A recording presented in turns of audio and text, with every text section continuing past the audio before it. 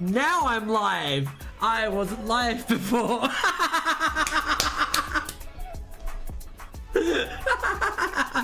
New computer, same old Ryan. Hello, welcome to Tardis Wiki Roulette.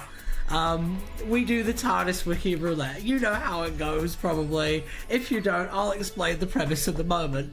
Hello, Jam Jam. I see you in the chat. How's it going? Is it set to live chat? It should be set to live chat. It is, in fact, set to live chat. Hello, Felicia M, my beautiful wife and our fantastic moderator. How are we all doing today? I'm very excited about this because I have a brand new fancy system, and it hopefully won't be constantly breaking down and causing issues, and maybe we can even start doing fun stuff on this. So that's all very exciting. I can download updates for things again. Oh my god. Oh my god. How's everyone else's week been? Doing well. Missed last time, so glad to be here. Yeah, well, last time, like, the wiki was, like, under maintenance and stuff, and it just kind of fell off. So I figured I wanted to do another one of these. I don't know, I love doing these. These are so much, like, fun. So yeah, the way this show, I really need to find that Discord window. 1 second. One of you has it open.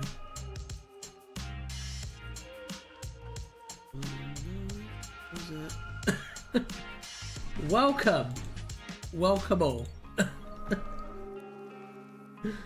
Oh dear.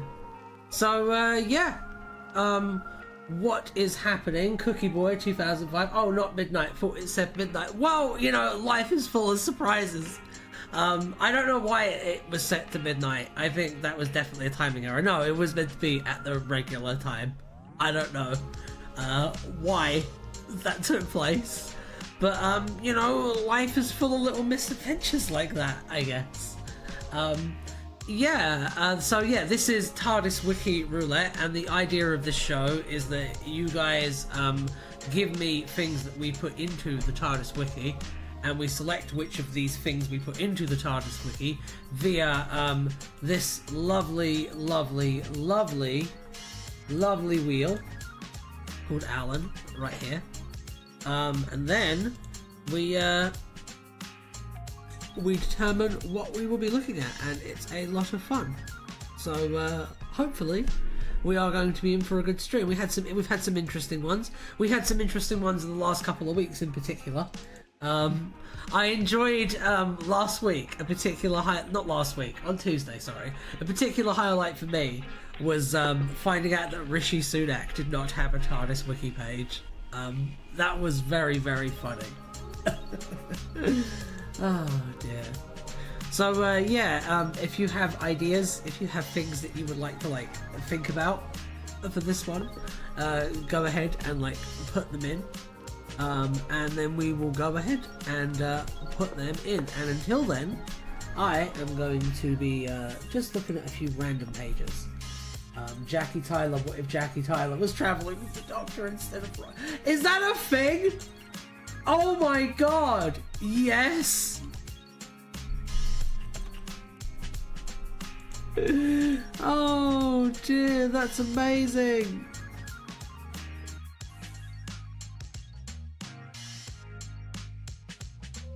I'm gonna have to find it real quick. But yeah, that's amazing! Oh god! Alright, I'll put it on the wheel. Sorry, ADHD moment. I got very distracted there. Right. Because that's such an amazing thing. Okay, what if Jackie was traveling with the Doctor instead of Rose? Incredible selection. According to my list on Tuesday, you missed Selena Gomez, Neil, Rabbit, Hentai. Thank you.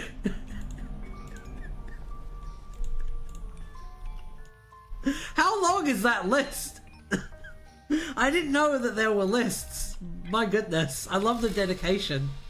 I fucking love to see it. You guys are the best, the absolute best. Aztec calendar with an A. Okie dokie. I will put that in. Thank you. Thank you, Narwin. Good to see you, by the way. Hope you're doing good. Let's see. I'll put it over this random page right here. Let's pop it in there. That's a good one. That's a good one. Twin Peaks. Okay.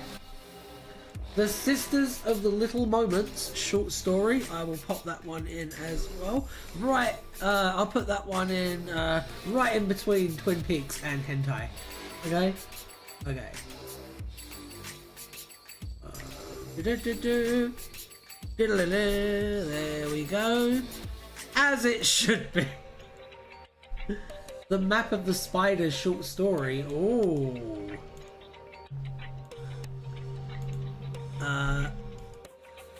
Here we go. The Map of the Spiders short story. Space Lord. I will stick Space Lord on. Absolutely.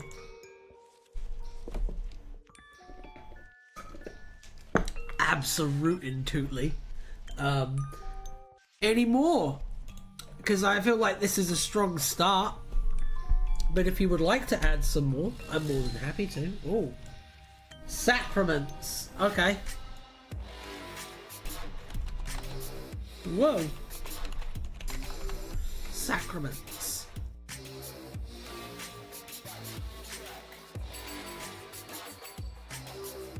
Oh, Sacramento. Oh, people are saying Rishi wants to run for California governor if he gets fired. Oh, no. That's not gonna work. He's not gonna be fucking governor of California. What? Oh, dear. That's really funny. That's absolutely, like, cheered me up. No, I hope that's true. I hope that is his genuine ambition, and I hope he doesn't get it. Oh dear. Right. Catholicism. Yeah, alright then. Alright then. We can do Catholicism. I'm not quite ready for Rishi. It has to be. Is that a real hashtag that they're trying to use? Oh dear. Those silly billies. Those goofy guys. It's a real hash. Fuck me. That is so embarrassing. Oh my god. Someone looked at that, right? They thought of it first, they thought of it, and then thought, that's a good idea, which is a red flag in and of its fucking self. And then they were like, I should write this down. And then they looked at it, and then, right, the words tumbled out of their mouth like pea vomit, right? And then they were like, oh, actually, that tasted pretty good coming out of my mouth. I'm sure that the nation would love this as well. And then they decided to put it out. And that is the true miracle. That is more unbelievable than anything that's happened in the last season of Doctor Fucking Who. Let me tell you that, son. Unbelievable. Unbelievable. Oh, man. Shameful. Carry on. Oh dear. It was his slogan and it is. So he's like just dusted it off. I love it. I love it. I love it. I love it. Okay. So, I would like some more wheelie juicy goodness, if that is at all possible. Did you see my suggestion above? Chief Mouser to the Cabinet Office. I did not. That truck backfiring? Let's just say it was. It's fine. It's all fine. It only happened once, which means it's fine.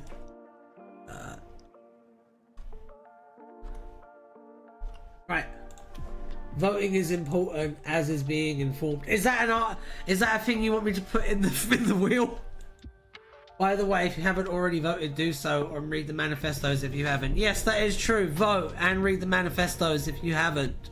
Absolutely, it is your civic responsibility to vote and read the manifestos if you haven't. I'm not going to tell you who to vote for, but vote.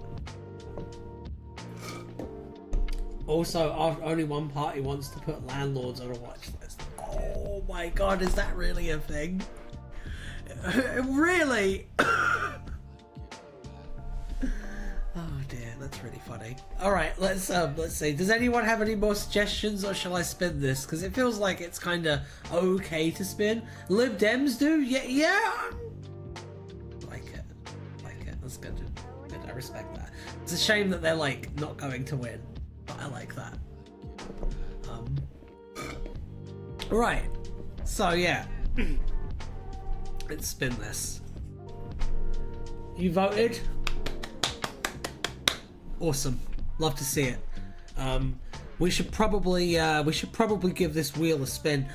So these audio settings, I had to set up OBS fresh. So if there's anything that you think like could do improvement on like the audio front, like settings wise, let me know and I will see what I can do. But until then, let's spin the wheel. 45 minutes left to vote. Actually, well, you better hurry up then if you haven't. You can vote online now, right? Open a new tab, I guess. I don't know. Unfortunately, none of the parties are supporting a land tax. Disgusting. Why would they? Why would they support a land tax? That's not in the interest of the ruling class, is it? I voted, don't worry. Okay.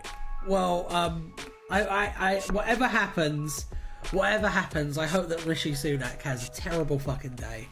As long as that happens, I'll be happy. Land tax is the best tax. I don't know enough about different types of tax to debate that with you.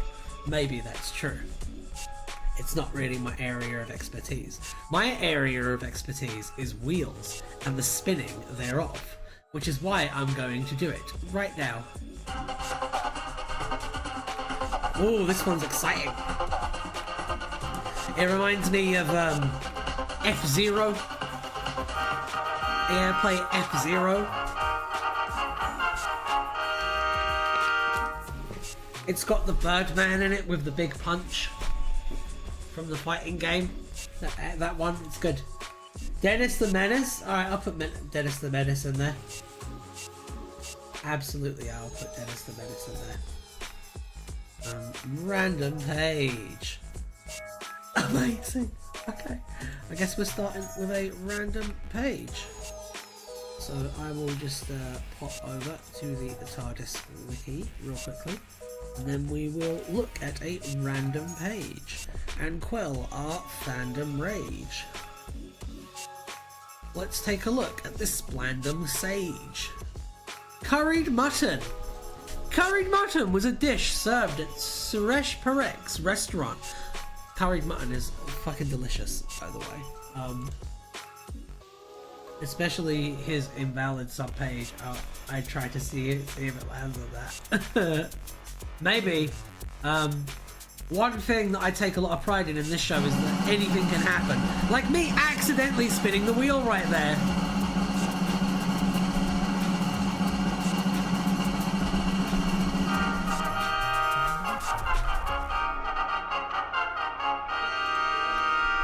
I'm sorry guys, my finger slipped. I ruined everything. Oh dear. Oh my god, hello Xavier, how are you doing today? That's quite a fine selection I see there. Let's see what got picked, hold on. Let's see what got picked, because that was a whole fuck up right there, I'm sorry. Heinz Doofenshmirtz. That definitely sounds like a British parody of how German names sound kind of funny.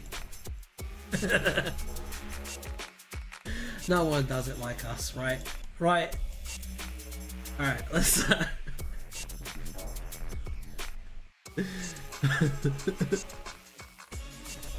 Let's go. Oh no! Oh no! Oh no! Oh no, it's one of these articles, you bastards.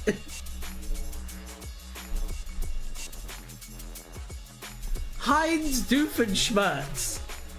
Upon hearing about the reality archives of the collective of supreme platypodes, Ziantio asked if one of them wore a hat and went about chasing an evil scientist, to which Abraya Janus Califia responded, well, you should be ashamed of yourselves. What is this smut? What is this absolute... I need to record a PSA. Like, parents, do you know about the hot new drug that's sweeping the youth? Fucking faction paradox. I don't know that for sure. It just smells of it. We did the deep breath Tyrannosaur. We did do the deep breath Tyrannosaur. We did indeed. That is really true. I'm seeing some others. I'm seeing like a whole bunch over here, and I need to like put them in. 1 second. Let me just pop all of these in and organize them really quickly, and then we will continue with whatever this utter madness is that you're about to subject me to. Hopefully you guys don't break me like right at the start of the stream, because it has happened before, and it may happen again. Who knows? Who dares to dream? Certainly not me. It's just been nightmares for me. But, I mean...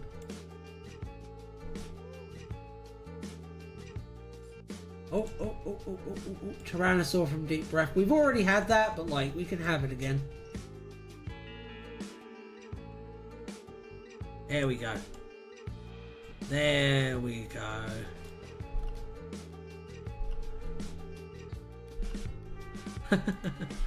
Alright, cool. Cool. Are there any more? Oh, and Deja Vu. Oh, a new page you wrote. Sick. Hopefully it lands on it. Hopefully. I'll ignore that one. You couldn't run. Okay, I'm gonna start moving now. I'm gonna do this. Oh, I did not realize that you wrote Deja Vu with like funny squiggly characters like that. Oh, how awkward for my ignorance to be exposed in such an embarrassing manner. How out of character for me as well. Alright, I think that's a fine looking wheel. I'll show it to you right now. Take a look at that. Isn't that just like the juiciest wheel you've ever seen? I can't really think of a better adjective than that. I mean, look at that. It looks like if you took a bite into it, the shit would just dribble down like your cheeks. And I don't know. I'm all for that personally. Well, it's not short. Will you finish the doof page? Maybe I'll finish the doof page. How long is the doof page? It's not long. Okay. I'm about to finish the doof page. We're not going to spin the wheel just yet. I just wanted to show you guys how healthy the wheel was looking. Because, you know, it's important to take pride in things like that. It's good for your soul. Alright. Asked if one of them wore a hat and went around chasing an evil scientist, to which Abraya Janus Califia responded, well. When one of them asked the other how they got the reference, they responded, lots of planets have cartoons. Although unnamed in A Visit from Everywhere, the character alluded to was presumably intended to be Dr. Heinz Doofenshmirtz, a character from Phineas and Ferb.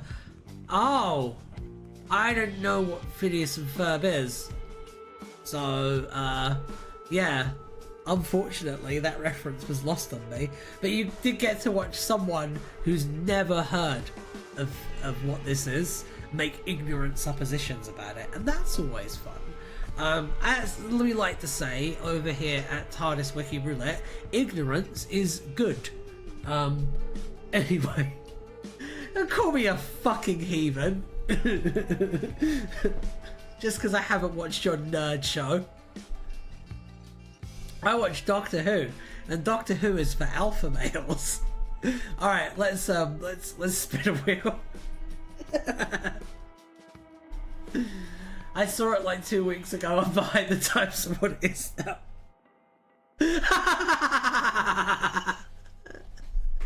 I'm sure it is really good. I'm sure it is.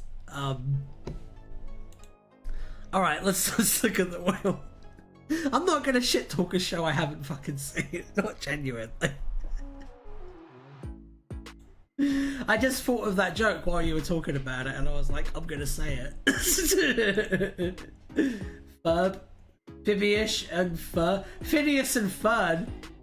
Is it Ferb? Was I saying Phineas and Fern? See, look at me. I'm a fucking embarrassment.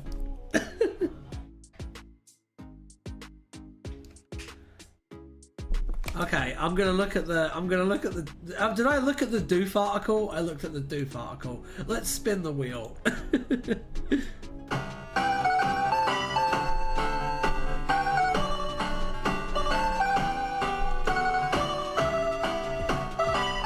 Yeah,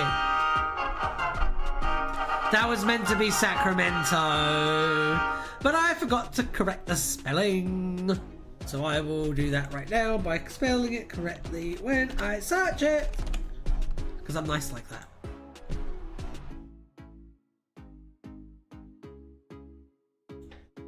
Take a look, it's just been growing and growing and growing.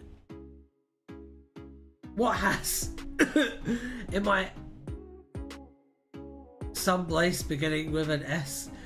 What the fuck?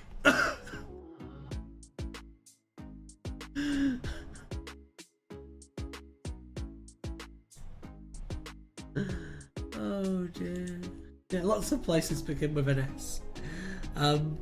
This is a good one now, Howard. Sacramento was an American city. Was when once Rishi Sunak got a hold of it. Sacramento Police Department was the local police force. Pros, Mickey's blog. Frank's parents moved to Sacramento after his father. Why did I say father? Sort your life out, Ryan. After his father retired from the San Francisco police. Pros, Alabama's blue bar.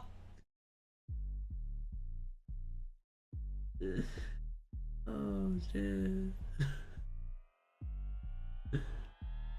Doctor Who fans aren't getting my Dalek reference. Shaking my head. What's your Dalek reference? Sacramento is a silly place.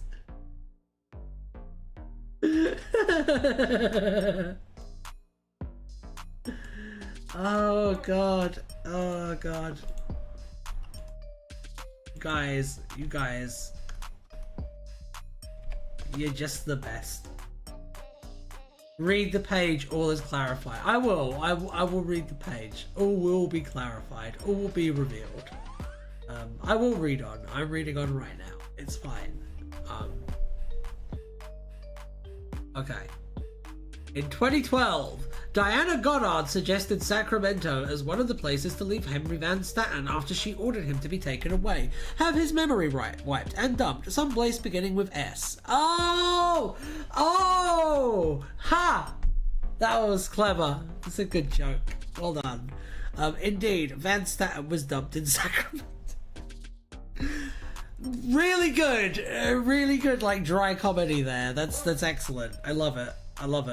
At 1:55 a.m. on the 2nd of May 2012, police officers were called out to Riverside Boulevard in Greenhaven as Van Staten, now just a vagrant, had caused a disturbance. When the police tried to caution him, Van Staten was uncooperative and kept saying, "Don't you know who I am?" I just imagine him there, his mind just like half-baked from the fucking chemical amnesia they gave him, and he's just wearing like a fucking shit-encrusted garbage bag, and he's just like, look at me! Look at my tuxedo! This cost me $3,000! I am Henry Van Staten! Ah! And people are just like, oh my god. Oh my god. Is that the guy from The Fourth Kind? I really hope one of you got that reference. If not, then, I don't know, I guess I'll be sad. Didn't we do Space Lords before? I see it's on the wheel again, but it definitely rings a bell. No, you must have Mandela affected from, like, another universe. That doesn't make any sense to me. There's no way we did Space Lords before. No way we did Space Lords before. That can't be possible. That can't possibly be possible. Because it's impossible. And that really is as simple as that. We've never done Space Lords before. Never, ever, ever. And anyone who says otherwise is a filthy fucking liar, and I'm going to time them out for 24 hours. Don't say the Mandela effect. I have trauma. It's related to the page I am working on. I'm sorry. I'm sorry. A liar hired by the macro? What? Yeah, maybe. Maybe they're a liar hired by the macro if they say otherwise. I am joking, for the record. Good. Okay, good. I'm really glad that you don't have trauma, because trauma sucks. Hope the page that you're working on goes like well. If the greater and lesser time element was a living historical processes, what are the Space Lords? Genii locuses? I'm going to pretend I understood what any of that meant. I know what Genii locuses are. That's the most part. I don't know. There's elementals, and there were elementals. I have so much to learn. We did Space Lord in episode 5. Don't time me out. I must speak the truth. I'm just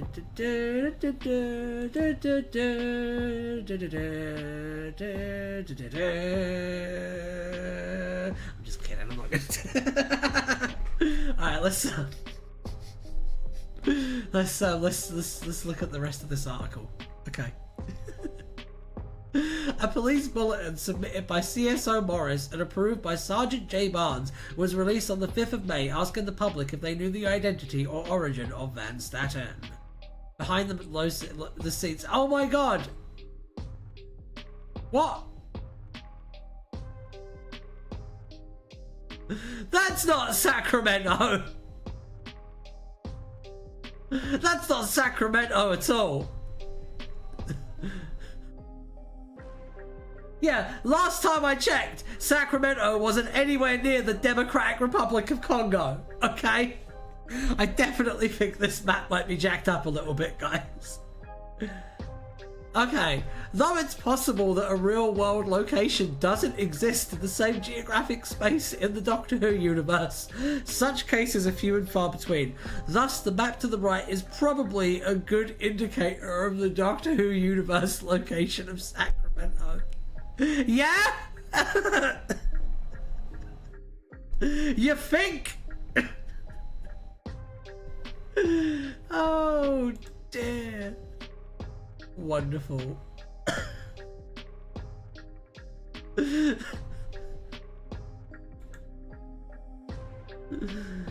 That is really funny. I agree. That's a very funny little error. That was a moment right there.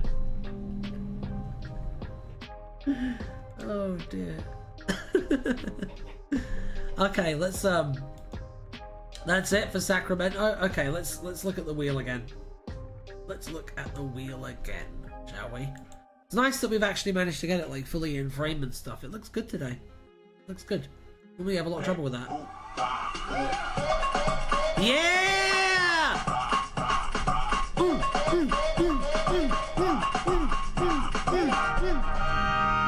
Neil the Rabbit! There we go. I'll grab that. Oh, I see some excitement about this one. Oh goody. Oh goody. Let's see where this one goes. Oh yay! I know about Neil! Yes! Fuck yeah! Oh, this is why I live for this fucking show. Unbelievable. 10 out of 10. I fucking love it. Yes! Oh. I named him Neil. Neil before Sutek. Okay, I really hoped that one of Sutek's harbingers would be named Neil in Empire of Death, And because one of Sutek's harbingers was not named Neil in Empire of Death, I have to give Empire of Death a 1 out of 10 on like a matter of let's call it religious principle. This is good shit. This is good shit. Yeah, this is real good shit. Oh my god.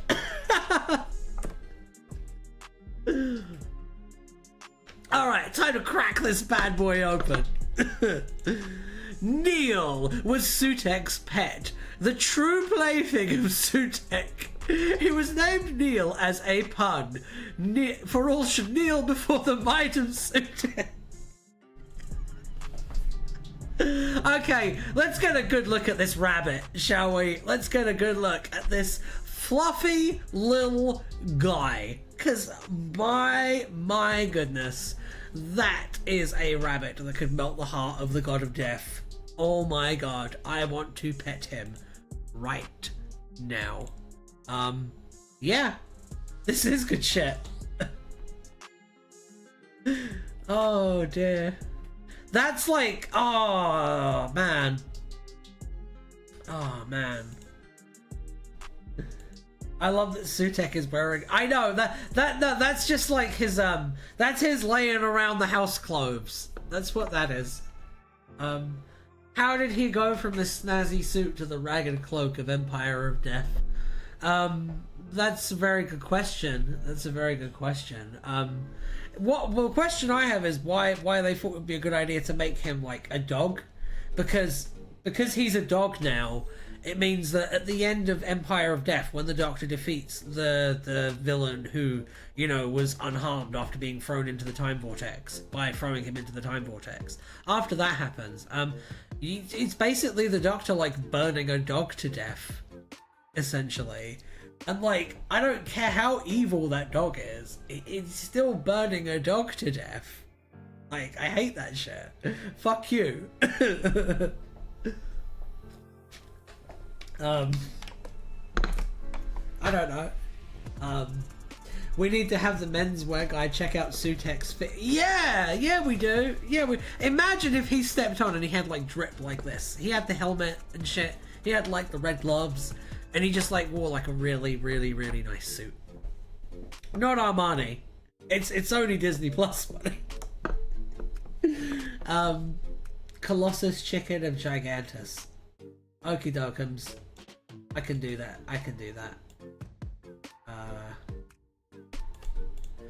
Is what? Hang on 1 second. Is retrotemporal cytogenesis on the wheel? Put it on the wheel. I will put it on the wheel. And we will be switching to the wheel in just a moment. Isn't that exciting? Let's switch over to the wheel of names. I couldn't spot it because it wasn't on there, I guess. But now it is, so everything's resolved. I did see it be mentioned right at the start. Oh, okay. Okay. Well, but you couldn't spot it on the wheel proper. Oh, well, I must have missed it because I'm very stupid and prone to missing things. Very, very stupid. Oh dear. Oh dear. Just thinking about how difficult it's going to be to have my stupid ass figure out. There's a piece of content. There's a piece of streaming content I'm going to be doing for the YouTube channel soon. Because season 1 of Write Doctor Who from Scratch is reaching its close, and we're going to be doing a big finale, and then we're going to be doing a new stream because we have better technology now and we can do cooler things. And there's something that's been requested a few times on the stream, and I'm gonna make it happen. Basically, I have the capacity to make it happen now. We're doing D&D soon as well, so if you want D&D, like, you need to be responding to the things. We need to get these parties like sorted out, so that we can do it. So get back to me on that. If you're in the Discord and you want to participate in the D&D stuff. I wonder how many times the wiki has caused cytogenesis. I can't wait to find out what cytogenesis is. Page on meta time. No, not D&D. Stop using D&D for everything. What do you mean D&D? What do you mean? Probably more. It's not a good system. I don't know any other system yet. I'm not deep enough in it. I have heard that Pathfinder is generally better as a system than D&D is, but I barely know D&D's system, and I'm not about to dedicate the time to another one. But I do plan on like homebrewing and like customing a load of shit. I don't know, I'm not a rules lawyer. Do you really think that I'm gonna be like a stickler for the rules? I fully plan on making shit up as I go along. Doctor Who works. I'm not doing Doctor Who with the D&D rule set. I'm not doing Doctor Who. It's not Doctor Who, it's just D&D. Pathfinder is also a bad system for something like Doctor Who. Well, I'm not doing Doctor Who. Someone already said they wanted to play a centaur. It's okay. Maybe he'll show up in the campaign, but I'm not doing Doctor Who. D&D. It's just D&D. Okay, objection retracted. Good. No, I agree. Like Doctor Who would not like work in the 5e system at all. It absolutely would not. Also, Alan demands to be spun right round, baby, like a record, right round. I know. And here we are talking about tabletop games like a bunch of fucking nerds. All right, let's spin the wheel. Oh dear. Yeah!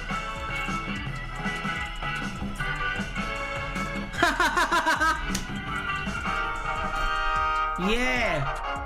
Alan is really feeling the random pages right now, it seems. And what Alan wants, Alan gets. So let's see where it takes us. Oh, it's a short one. It's okay. It's okay. It's short and sweet. You know what I mean? Wheel of names. Tardis Wiki. Jestan was an ally of Myrtle. Myrtle! Is Myrtle a man? I really hope Myrtle is a man. Oh no. Oh. He tried to kill the Fifth Doctor with a defibrillator. He murdered Murphy on Myrtle's orders and attempted to frame the Doctor. He accompanied Myrtle and the people in pursuit of the Doctor, Nissa, Turlo, and Sexa, and attempted to use the defibrillator on the Taker's force field, an act which rebounded and killed him. Rest in peace, Jestan. Okay, let's spin the wheel again, guys. Ooh.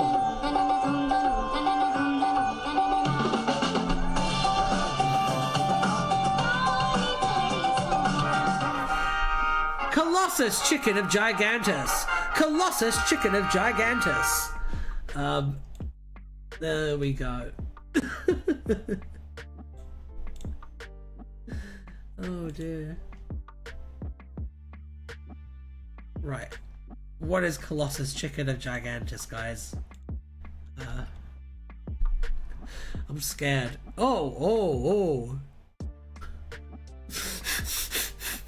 I just read the first sentence, and this one's gonna be good. I can already tell. This one's gonna be quality. But French. Wait, what?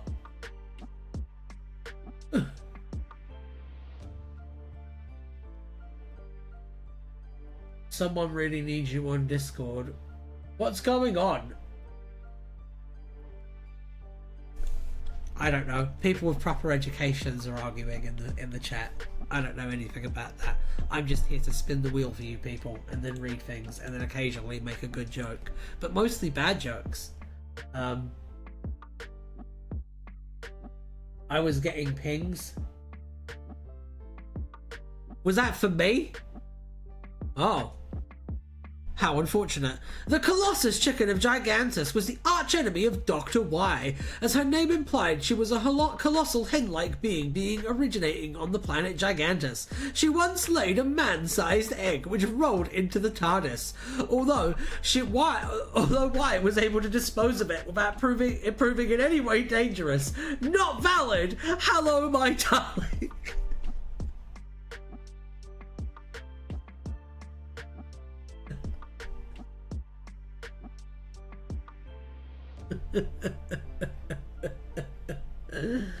Oh dear, that's funny. That was great. That was a good short one. I like the short ones that are like really concise and like that one where I don't know. There's like it hits harder. It's punchier. I don't know. Some of these pages are like masterpieces though. Maybe you could add it to the wheel in case Alan wants to learn more. Dr. Y is a good page. I'll put Dr. Y in I'll put Dr. Y in there. Alright, I'll put Dr. Y in the wheel. Oh dear. My chat is so much smarter than me. I must be like a dancing monkey to you fucking people.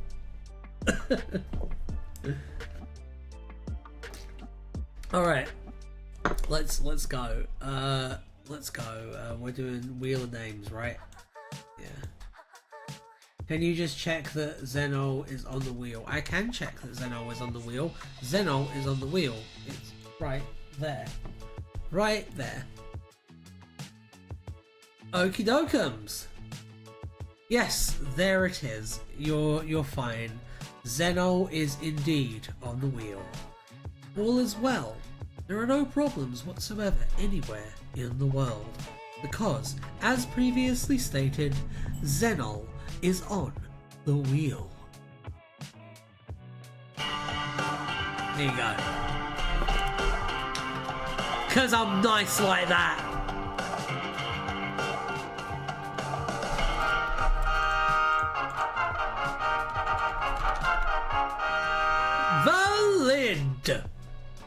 Validity.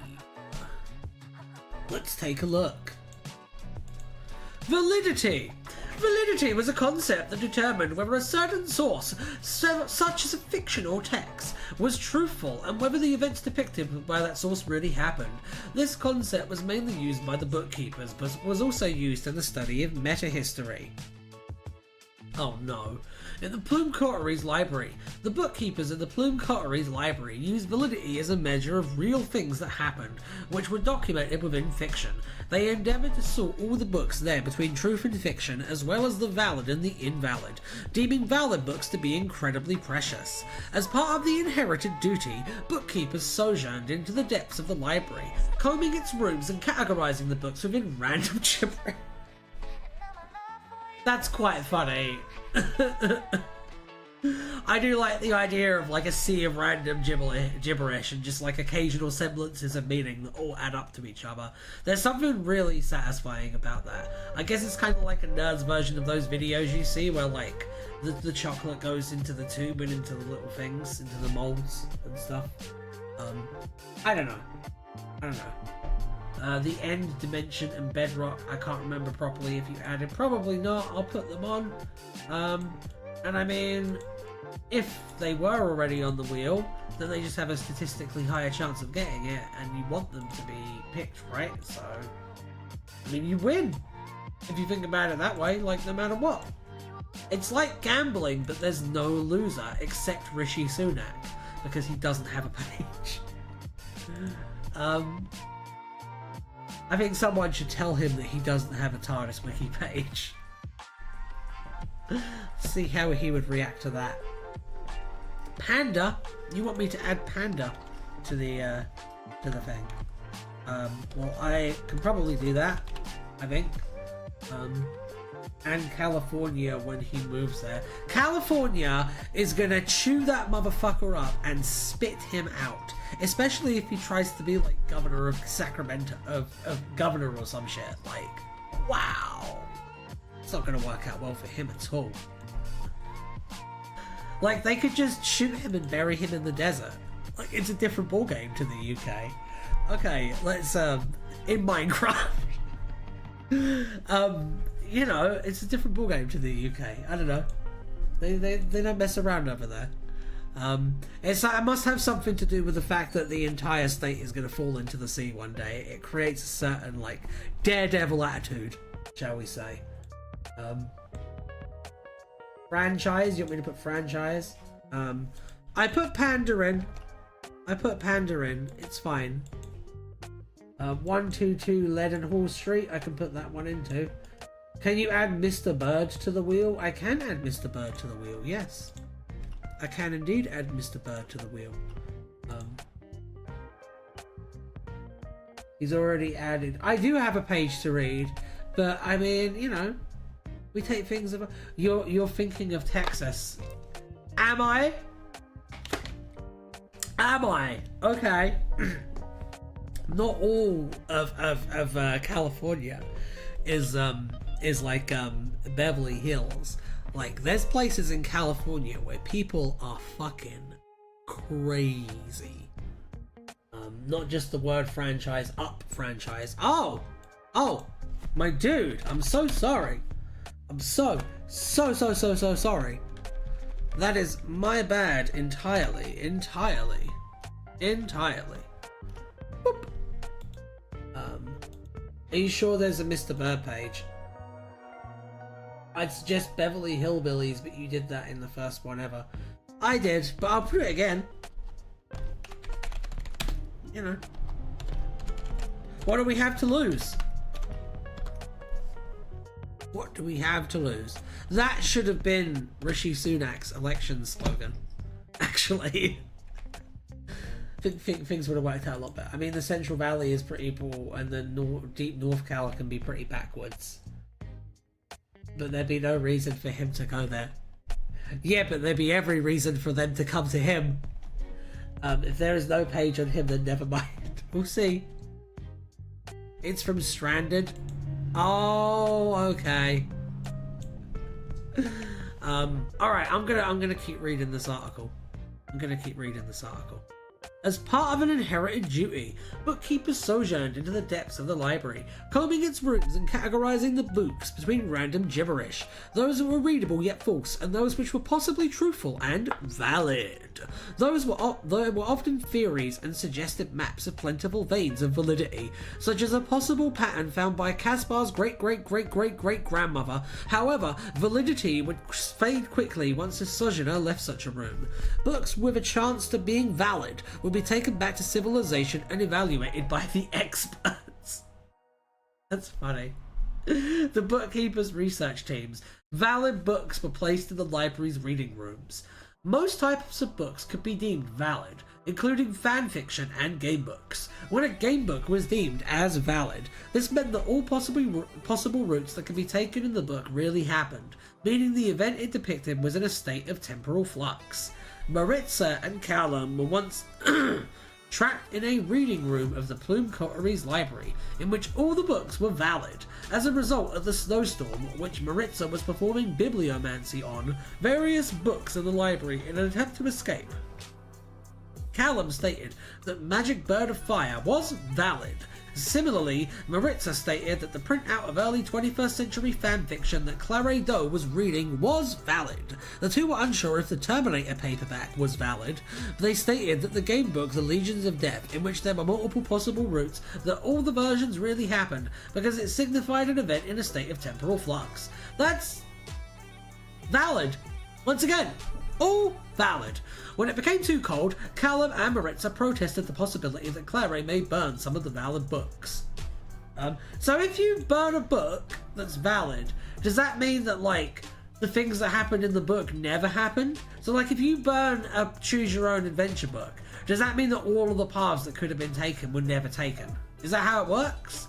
Or, like, is that not how it works? Like, you burn it and then it doesn't affect the potential paths. Like, can you destroy validity? Basically, that's the question I would have for you guys, because I guarantee one of you has the answer to that question. Yeah, that's my big ponderance on this, is like, can you destroy validity? Like, if you take one of these books and, like, just fucking take a lighter to it, like, what's gonna happen to the validity? What do you mean, cough? Is that gonna get answered if I go further down the page? Let's find out. But answer me that. I really want to know. I'm really curious. Because this is a cool idea. Really not sure. This is such a cool idea. Like the validity thing. This is like, as like kind of a Minovsky law of physics that operates within the Whoniverse. this allows a lot of stuff to kind of be true. I love this. I genuinely love this idea. I think it's such a neat sci-fi concept. When Caspar's sister sojourned into the library, she returned with 14 candidates for validity after 3 years cataloguing 101 rooms. Caspar did the same, though found several valid books that was annotated by an unknown figure, one of which was about transportation throughout history. Yeah, this is great. It's very metafictional. Yeah, it's really interesting.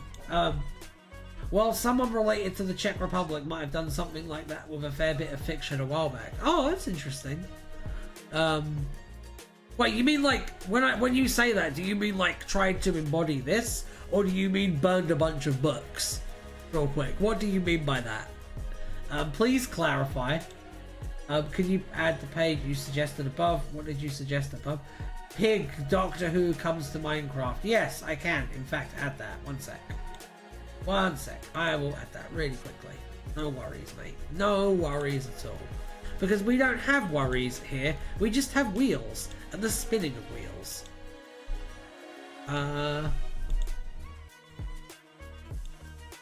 Right, let's take a look. With us editors as bookkeepers.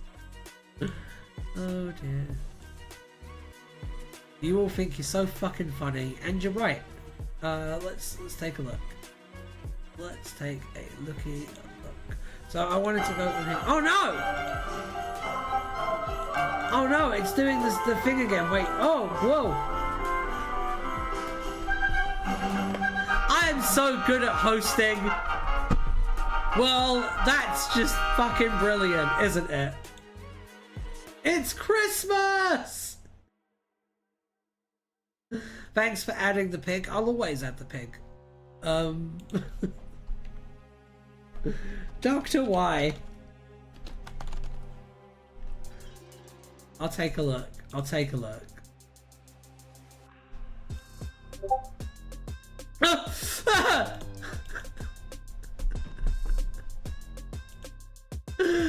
And that is my new profile picture on Discord. Oh dear, I love that.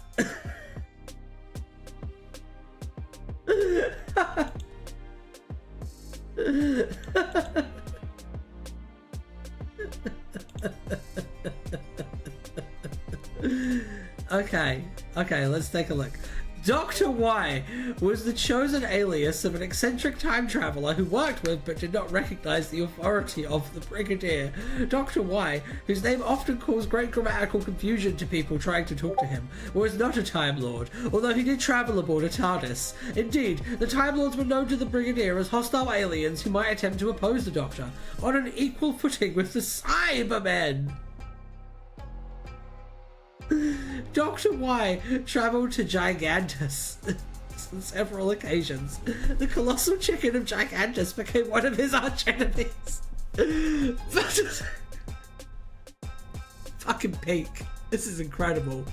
Many years later, after having made the acquaintances of Sarah Jane and the Brigadier, he was reprimanded by the two of them on behalf of the Home Office for parking his TARDIS in ill-chosen places in London, such as the throne room of Buckingham Palace or the top of the Post Office Tower. By then, Dr. Y had a permanent resident in his time ship in the form of the mentally disturbed Dalek Doreen, who he kept around. Oh, Doreen! Dalek Doreen! Whom he kept around as a sort of pet. Finally persuaded by his human friends to move the TARDIS, Dr. Y first landed them in other parts of London, such as the Fish Market or Wembley Stadium, before finally deciding to set the coordinates for Gigantus, where he hadn't been in many years.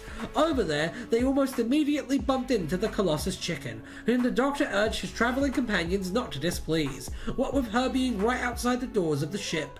Unexpectedly, the chicken laid a gigantic egg, which rolled into the TARDIS, at which point trying to get rid of it. Dr. Y discovered that the metal-eating Doreen had eaten through the lift, leaving only an empty shaft. Psychological profile!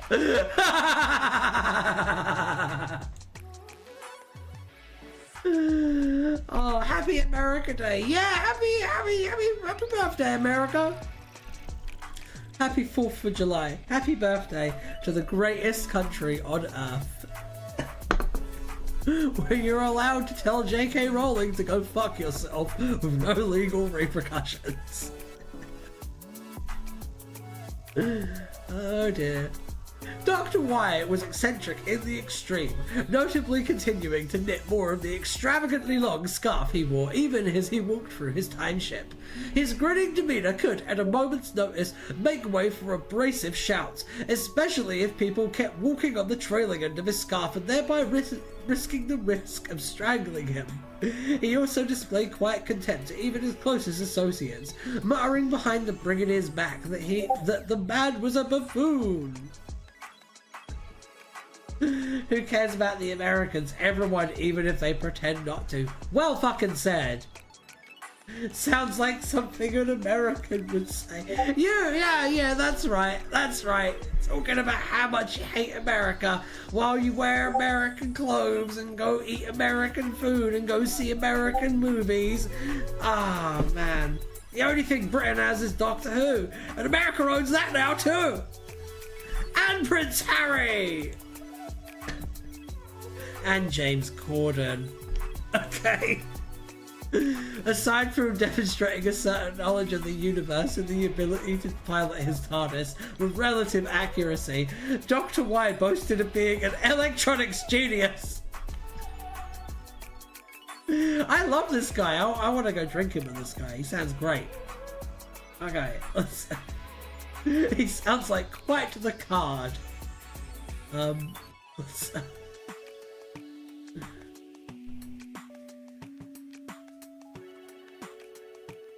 If you don't...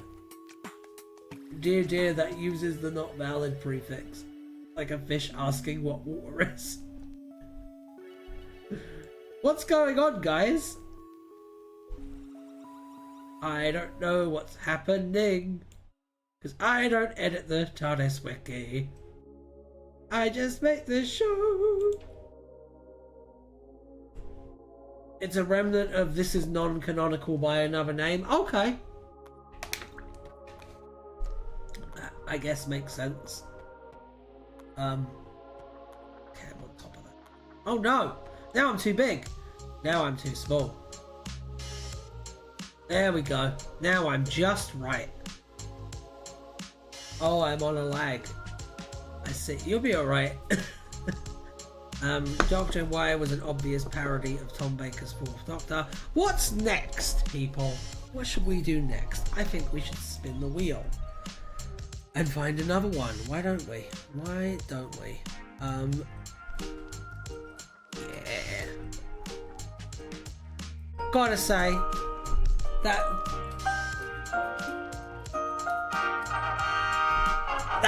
took me by surprise. I wasn't expecting Amazing Grace.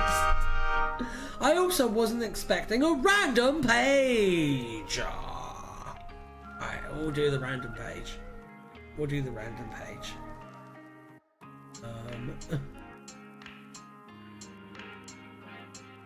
Alright, let's tempting as it is, I ought to save the page I just made for another stream. You should, because we're always going to be doing this one. Let's do random page.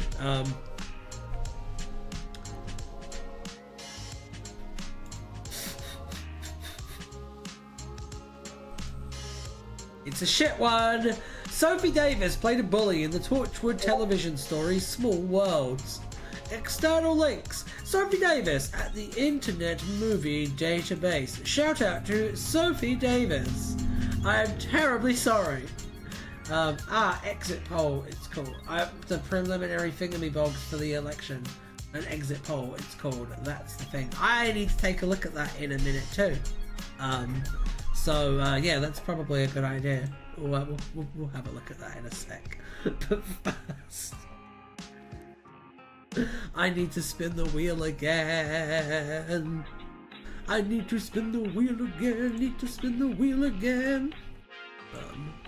However, UK election exit polls.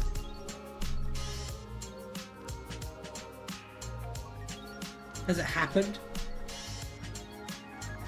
No, we don't have an exit poll yet. It looks like, lads. So For now, let's just content with spinning the wheel. Ooh. Yeah, I like this.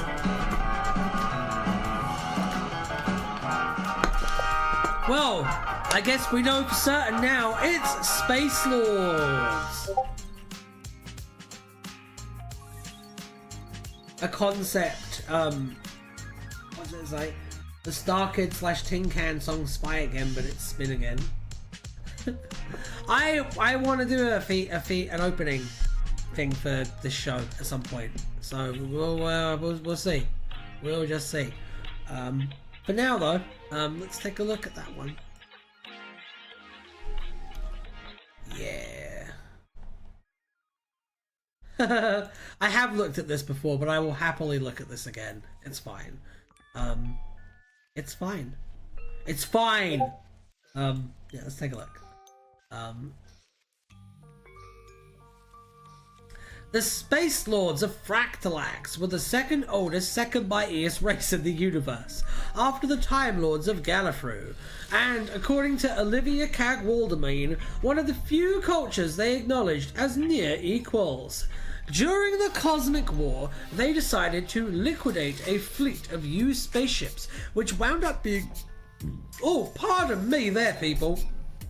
Which wound up being bought by the Plume coteries, who used the spherical ships as diplomatic croofs. One of the languages Box could speak was Old High Fractalaxian. The Space Lords once cooperated with Probe on Earth in November 2019. After a herd of space barnacles ended up on Earth after coming through a space-time rift. Probe helped corral them back through the rift so that the Space Lords' space-time police could take custody of them. Pros out of the books. How and why is Gallifreyan Time Lord cited out of the box? I thought this was about the Space Lords. You might be looking for the pre-Time Lord Gallifreyans who once declared themselves the Space Lords of Gallifrey, or first Space Lord of the Admiralty. No, I am not. Let's take a look at the wheel then. I guess we've looked at Space Lords. I like the idea that there's like an XP race of the Time Lords that are just like not as good. I might have to use this in something because this is amazing. There's a lot of potential in this idea. Right, let's spin the wheel. Why don't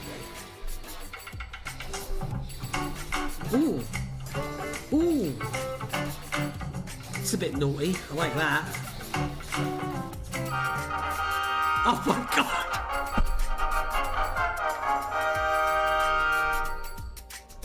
Speaking of which.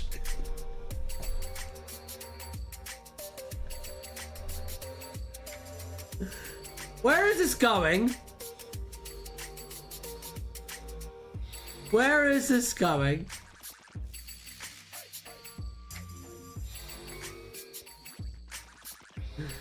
Oh dear. I hate you guys. I hate that I've had this computer for a day and you've made me type the word hentai into it multiple fucking times. You're the worst. You're the absolute worst. Do we have stuff? Do we have an exit poll? Oh my god, we'll be checking that out in a bit. I'm going to be checking that out. Get off, don't miss it. The behind the scenes section of that one is priceless. We're about to check it out. Wheel of Names. Tardis Wiki. Alright. Hentai was a type of pornography. In 3174, the Habitat had hentai sections that tended to only be used at night. They included ichi rooms, which were pressurized for non-oxygenation metabolic clientele. Titanium Queen Flight Technician Harvey fell asleep watching a handcuffed hentai girl on a modified seesaw via a bootleg comics cube. Richard Tarquin Prakadravak once insulted a high-ranking member of the Kansun Hentai City Yakuza. The Praxis 4 practical hentai effects houses created an animatronic shut with tentacles the size of an elephant for one of Jason Kane's xenopornographic productions.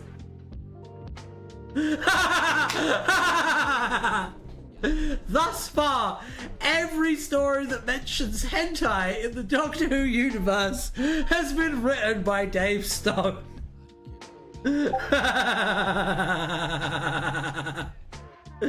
Dave Stone, you dirty old man! TardisWiki Wiki Roulette plus UK government exit poll. Alright. Bluff called, let's take a look. Where are we looking, people?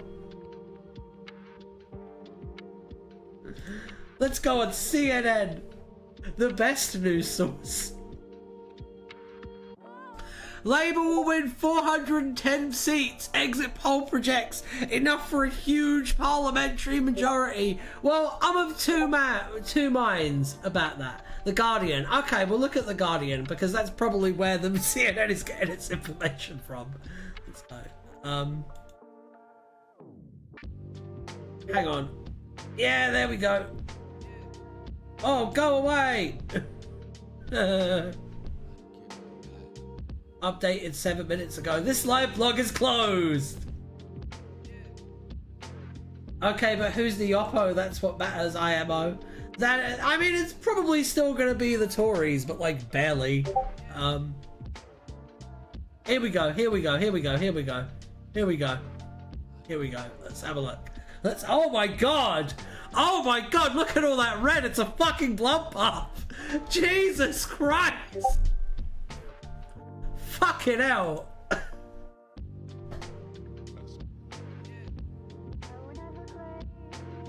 Oh dear. Okay, let's see. So, Labour with 410 seats, Liberal Democrats with 61 seats, Reform with oh no! Oh no! No! With 13, SNP with 10, PC with 4, Green with 2, others 19, Conservatives 131.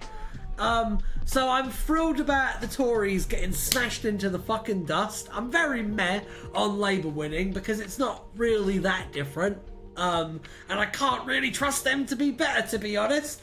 And I'm really, really upset about Reform having 13 seats. That is absolute bullshit.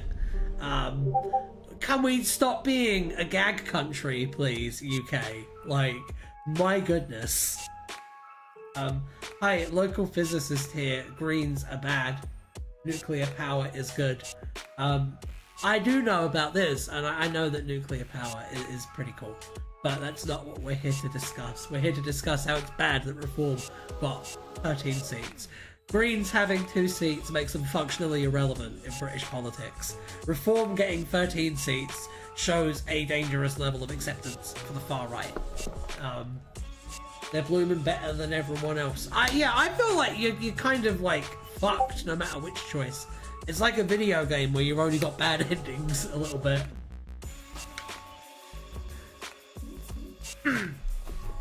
That doesn't automatically mean that they'd be good at running the country just because they have one policy that you really like. Especially when it's like a punitive policy. You know what I'm saying? Like, I don't know. I'm very pragmatic when it comes to politics, and that doesn't feel like enough for me. Their views on nuclear aside, they're the only ones who seem to not be absolutely awful.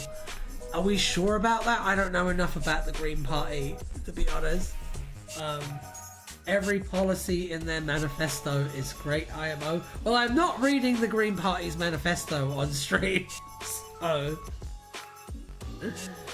Their views on nuclear aside, they're the only ones who seem to not be absolutely awful. Well, I mean, hopefully that is true.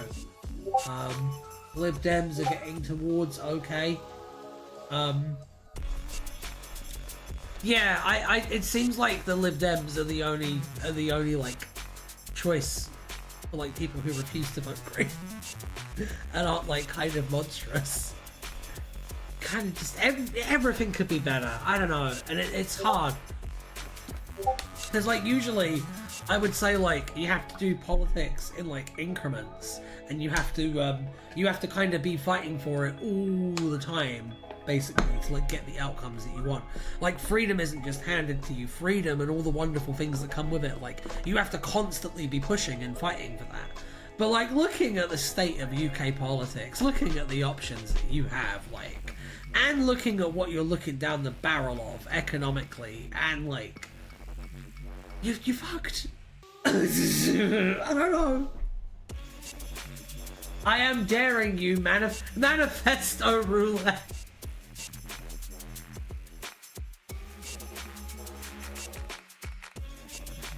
The Greens are like half sane, half the most radically degrowth stuff you've ever seen. Oh no! No! No!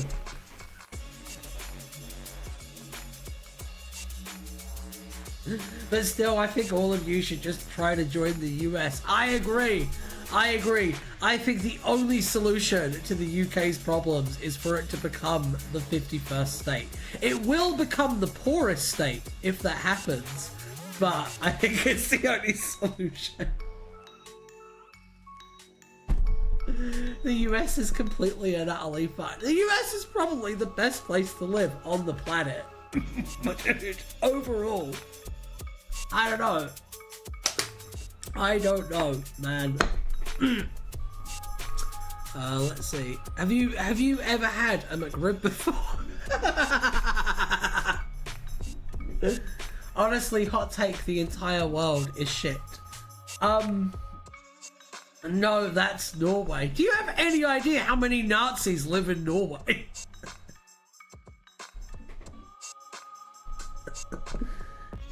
Even hotter take, alien overlords are preferable.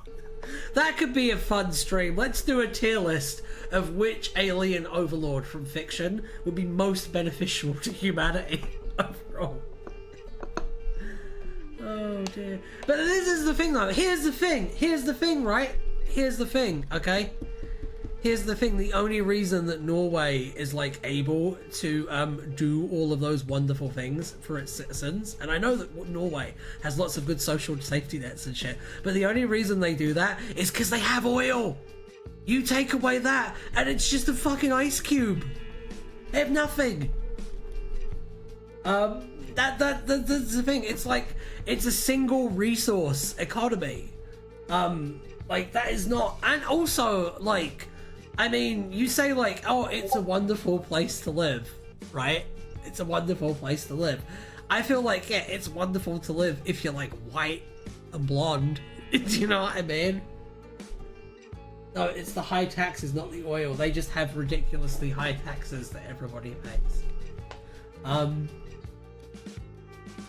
They hate us all equally, so they're in an indirect way super inclusive.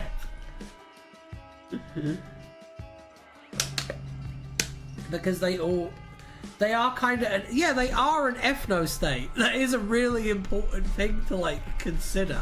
And like, I don't know. I've known some Norwegian people and they've believed some pretty interesting political things. So maybe it's anecdotal, but like, I just don't believe that it's the best place in the world to live. I just don't. Oh dear. We've gotten very far off topic. We have. What we were talking about the election. I'm sorry. Like someone tries, a British person tries talking shit about America, and a bald eagle like screeches in the distance, and I have to jump on and point out that outside of London, the UK is poorer than Mississippi, and thus cannot talk shit because it's a self-inflicted situation. I have to point that out, unfortunately. It's the law. It's just the law. It was enshrined into the Constitution. Right, let's I can't do anything about it. It's just how it is. Let's take a look at the Tardis Wiki. Alan.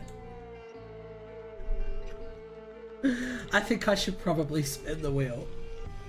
Yes. I never said the UK was better. I know.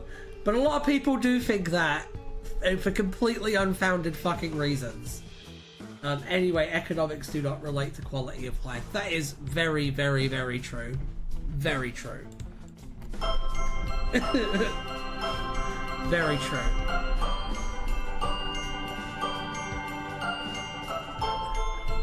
Catholicism.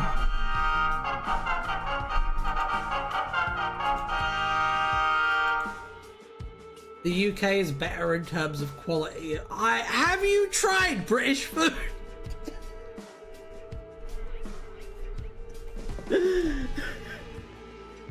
Yeah, it really does. It really does depend on the state. That's a very loaded thing to say. Like, factually fucking nonsense that the UK has better quality of life than the US. That's insane. No, I never eat... You know what?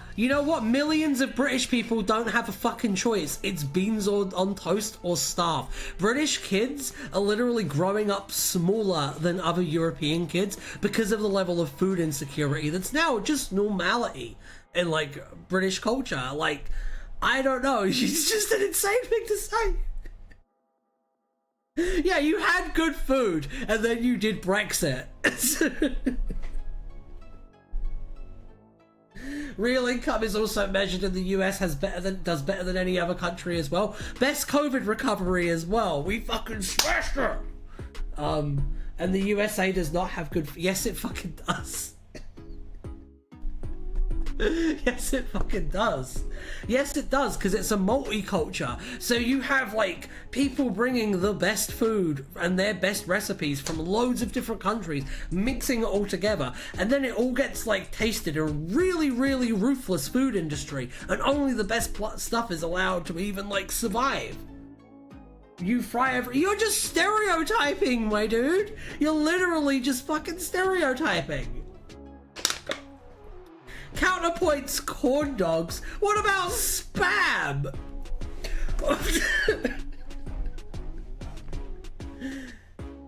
I don't. This is just ignorance. I don't know, man. I don't know. The UK has lots of diverse foods. Yes, that is very true. Fuck spam. Corn dogs are fucking good, by the way. They are actually quite tasty. We'll say that. But, nah, man, the different sauces that you can get in the US, the different seasonings, like, you don't know what flavor is. Like, you've never experienced flavor, okay? The most you've had is, like, salt. And maybe a tiny sprinkling of paprika if you go to Nando's. You're also stereotyping too. Yeah! Yes, I am! Yes, I am! I'm very much allowed to, though. Then again, I'm cool, I'm like... yeah, I know! I'm allowed to stride across both sides of the pond and bitch about both of them. And there is no comparison. There is no comparison between this admittedly wild and dangerous, bountiful land of opportunity and the drizzly grey island. Oh, dude. To be fair, I think I'm lucky as my mum buys lots of herbs, spices, good. I'm glad that you're eating good. Frankly, I'm stereotyping about British people. That's really fucking funny. It's fucking hilarious. I love it. Oh dear. Anyway.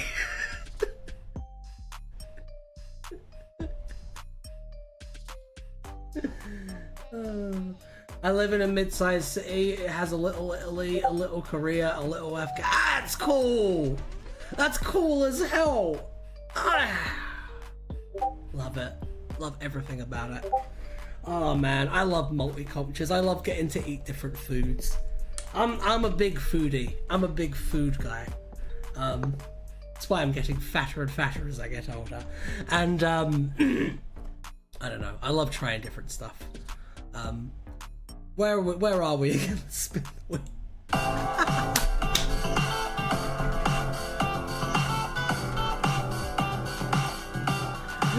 Oh dear.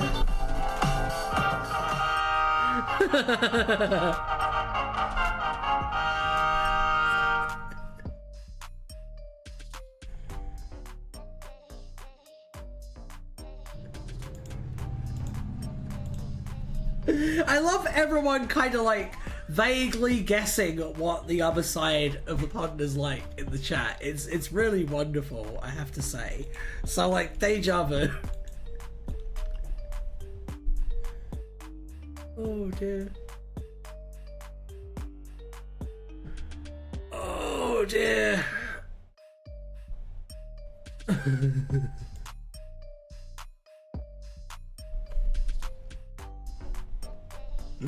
All right, let's go.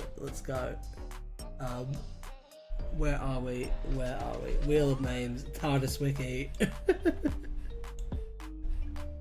Deja vu was a phenomenon involving the recollection of memory of something an individual believed they were experiencing for the first time.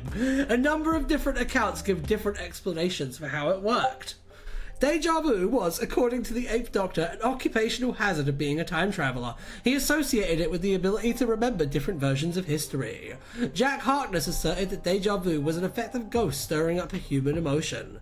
The 10th Doctor believed that if someone was as well travelled as he was, there was a good chance they had actually already been to the location and had forgotten it. It's true. In Unit HQ in either the 1970s or 1980s, when caught in a time loop due to an Ogron's malfunctioning time machine, Andy Davidson asked the 8th Doctor how they could remember previous iterations of the loop. He responded by saying that deja vu was an occupational hazard for time travellers. The fuck?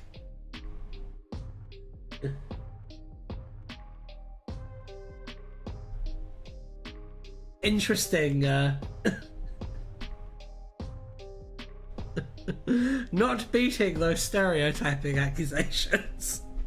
In the mid to late 2000s, this is alright. In the mid to late 2000s, Jack Harkness explained to Torchwood 3 that deja vu was one of the effects of the presence of a ghost. A hologram of John Hart that once appeared onto Torchwood 3 quipped about deja vu. In Elf Storage in 31st of December 2021, when the 13th Doctor and her companions were trapped in a time loop, Dan Lewis referenced the phenomenon after the first iteration of the loop following their extermination. This might blow your mind, but like, generally when people come to a country and decide to live in a country that isn't the country that they were born from, it's probably because they love that country and want to live in that country. People coming to the UK and hating the UK is a unique sociological condition that happens as a result of the entire country having shit life disease. Of course, Afghan people living in the US are gonna love Americans. Because they came to America. Because it's awesome. When Magenta and the 10th Doctor travelled to Stormlight House in the Proxima system during the largest storm in the universe, Magenta got deja vu when entering the house. The Doctor then went on a tangent about it.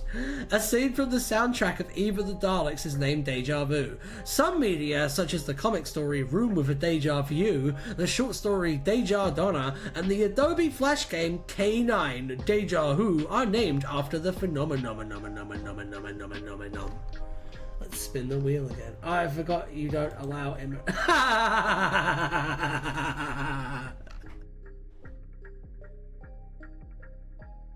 Bro, there's a viral clip. Right, I saw that comment. You fucker. Yeah. US policy on immigrations, especially at the southern border, can be quite barbaric at times. But so can the UK's. It is now becoming common rhetoric at the UK to just shoot refugees in their boats. So I don't want to hear it. Okay? We all got problems. every single one of your complaints, I can just go, well, I mean, you guys have that problem too, just in a whimsically different way. All right. Let's look at the. Let's look at this.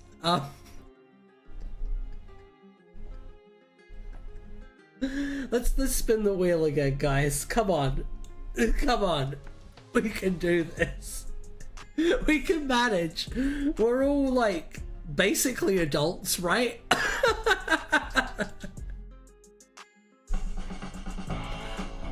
I'm just gonna dance, and all the world's problems are gonna melt away, because that's how you works if you choose to make it how it works. Bedrock.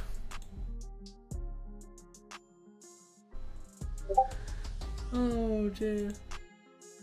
We invaded Iraq. We didn't invade Iran. We invaded Iraq. It's a bad thing to do. We shouldn't have fucking done it. It was stupid. We did it for very, very dishonest, very cynical reasons, and it was a horrible mistake. Its repercussions are still being felt in geopolitics to this day. There's your quick lesson. We did, in fact, invade Iraq, not Iran. The end portal leading back to the overworld from the end was framed with bedrock. Bedrock is an unbreakable block in Minecraft. It's a Minecraft thing. I just assumed that was just a low res still from Classic.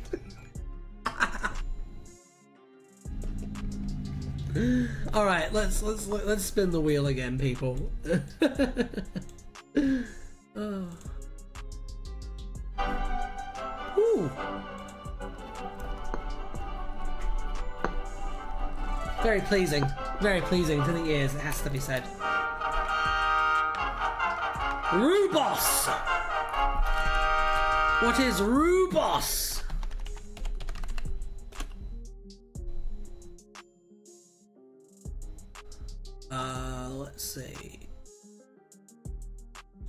Let's see. Rubos.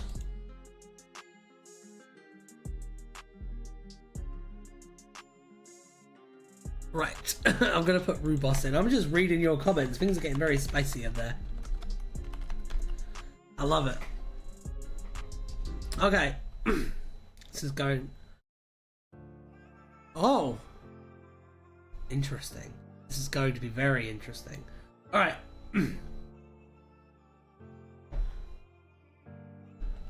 Rubos was the username of a reader of the website Who is Doctor Who. Rubos didn't believe that the Ninth Doctor was part of a conspiracy, as he felt the Doctor was a harmless nutcase. In 1989, on the day the wall fell in Berlin, the Ninth Doctor barged into Rubos and apologised. The Doctor grinned upon recognising Rubos. Although Rubos had never met the Doctor before, the Doctor then disappeared into the crowd. In 1991, in Wolverhampton, Rubos encountered the Doctor and said hello, mentioning the previous time they met in Berlin. But the Doctor didn't remember. Rubos believed that the Doctor had merely forgotten him in the couple of years that had passed. In March 2005, Rubos told about the encounter with the Ninth Doctor on the conspiracy website Doctor Who, run by Clive Finch, where he dismissively wrote that the Doctor wasn't part of a conspiracy. In early 2005, Rubos commented on the site being a purported photograph from 1869 of Charles Dickens, featuring the Doctor and Rose Tyler. Rubos believed that the photo obviously must be a fake, pointing out that this Doctor character was wearing clothes straight from the 21st century, and that portraits of this type were impossible in 1869. An exposure lasted 1 or 2 seconds in broad daylight. In any case, Rubos asked how could the same man appear in photos right up to the 7th day, which would make him about 150 years old. Ridiculing the notion that the Doctor was some kind of time traveller, Rubos sarcastically suggested that he had met H.G. Wells and Leonardo da Vinci, going on to suggest that the webmaster would like to tie him in with the disappearance of Susan Foreman in 1963. After a Slovene craft crashed in the River Thames in the 6th of March 2006, Ross commented again on Who is Doctor Who, dismissing the crash as a smokescreen orchestrated by the government for the real conspiracy, which he believed to be a top-secret military plane that got out of control. He also questioned the identity of Squid Baby 23 and her reluctance to share the source of the pictures, as well as how Pigs in Space was very Muppet Show.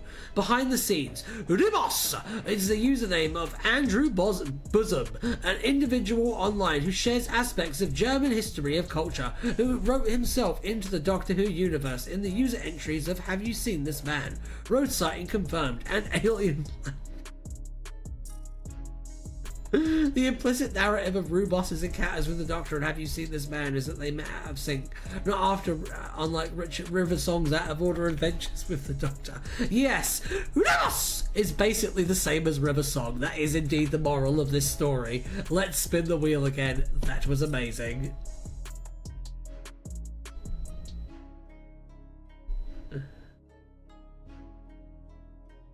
Alright.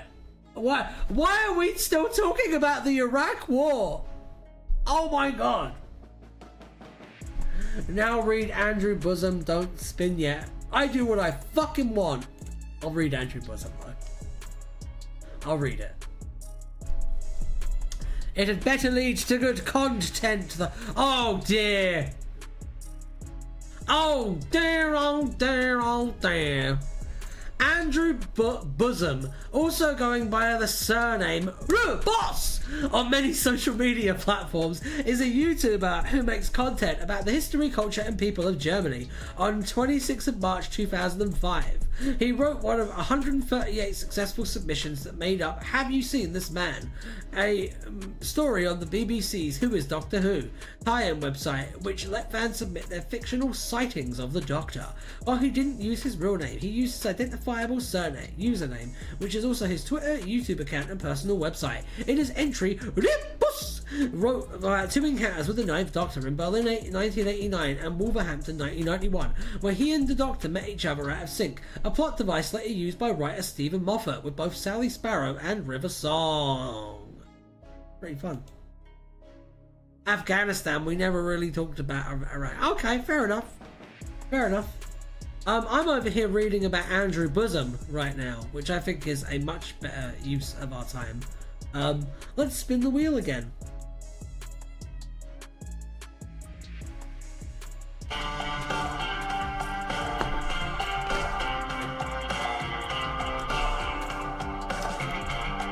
Sugarcane!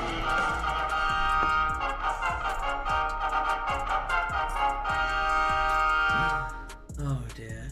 Anyhow, I'm gonna go finish watching the new Stephen Moffat show. Oh, I hope you enjoy it. I hope it's good. I've heard it's good. I am actually subscribed. Oh, that's cool.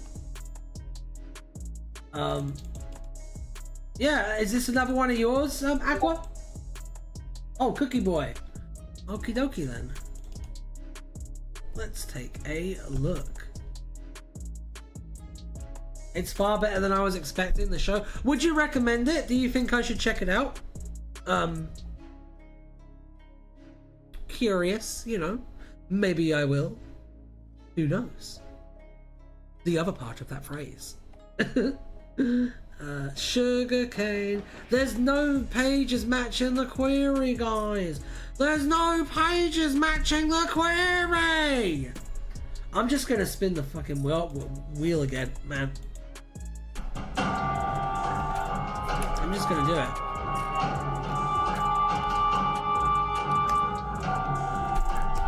122 Leadenhall Street.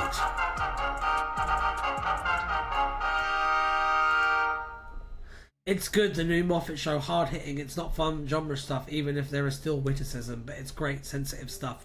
Okay, cool. I will have to check it out. Structurally brilliant. Okay. I really like Stephen Moffat's writing, so I will probably end up checking that out. Leadenhall Street. I thought that his episode and Rogue were my favourite of the new season of Doctor Who by like a really ridiculously wide margin. Right.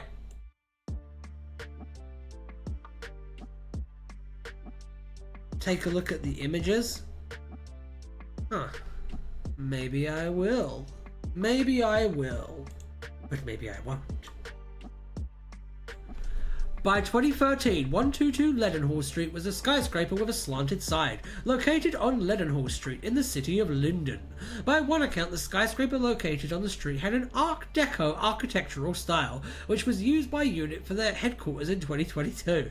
In 2013, the helicopter transporting the 11th Doctor's TARDIS flew past the skyscraper. Around the mid-2010s, whilst Clara Oswald hung outside the doors of the TARDIS in the skies above London while searching for the Trap Street, she was near the Shard Tower Bridge, 122 Leadenhall Street, and the City of London. In 2017, the Monks Cathedral was located in the City of London near 122 Leadenhall Street. In a Charitable Earth headquarters were located on the other side of the River Thames from 122 Leadenhall Street by the early 2020s.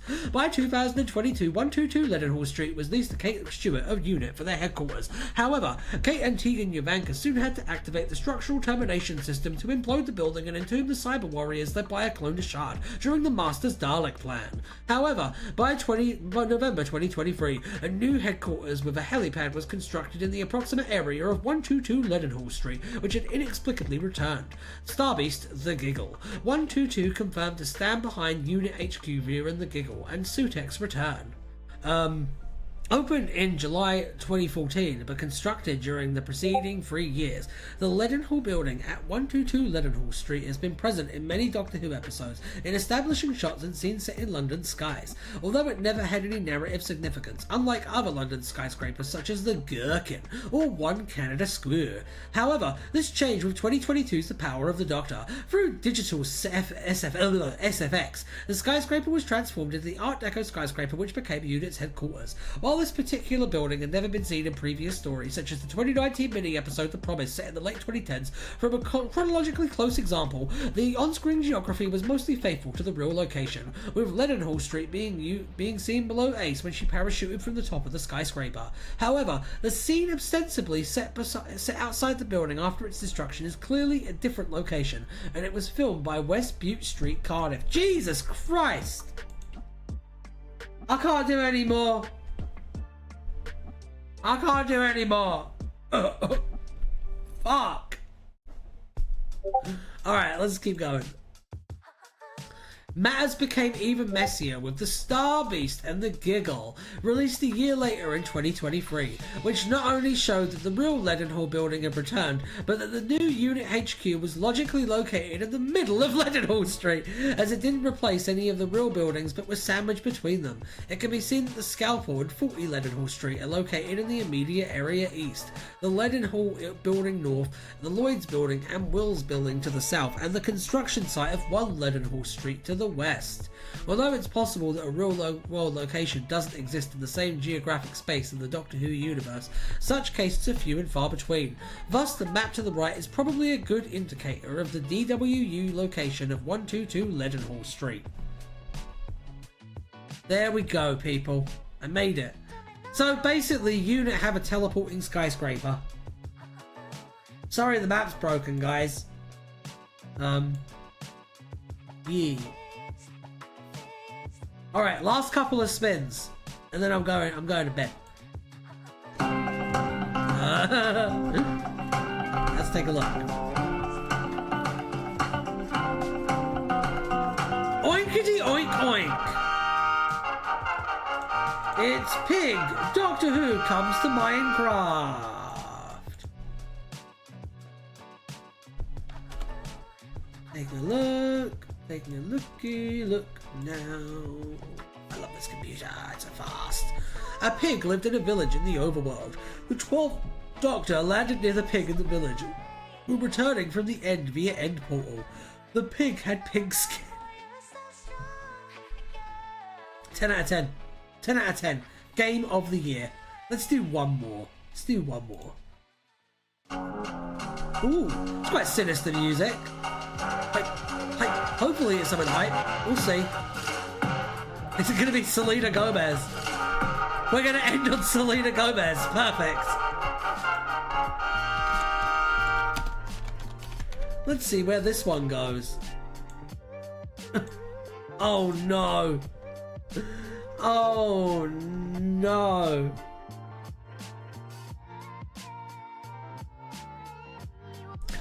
Selena Gomez was seemingly an employee or affiliate of Torchwood 1. In the 2000s, Yvonne Hartleman once insisted Selena could handle the xylofron fat plasma while she had her night off. According to Tommy Pierce, there was some doubt in this matter. The plasma soon threatened the entirety of London.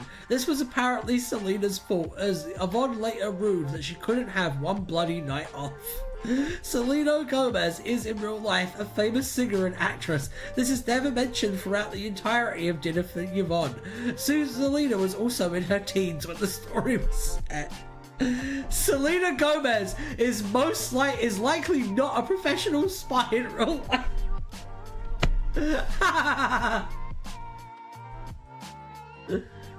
Oh dear, that's really funny. I like it. I like it a lot. Oh, that was a really good. That was a really good last page. That was good. That was good. That was well worth it. Okay. TardisWiki Wiki Roulette. Join the Discord if you haven't. Make sure to like and subscribe to the channel if you haven't. And we will be seeing you next week for another TardisWiki Wiki Roulette on Tuesday. And until then, I will miss all of you very, very much.